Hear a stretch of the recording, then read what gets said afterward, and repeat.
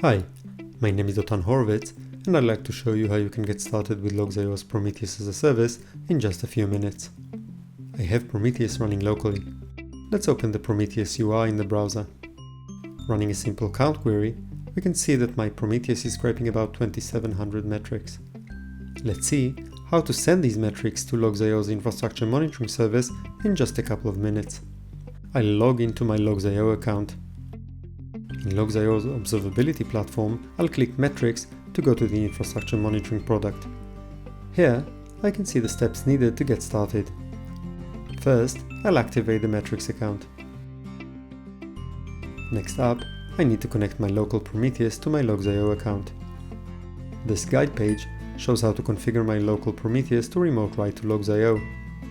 First, I'll copy the external labels section, the remote write snippet,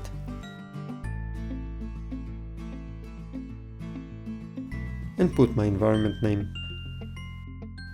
If needed, I can tune the Prometheus remote write settings. I'll save my YAML file and restart my local Prometheus for the new configuration to take effect.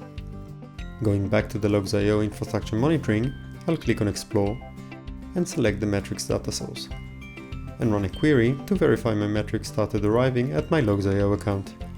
It only takes a few minutes for Prometheus users to get started with Logs.io. Go ahead and try it out now.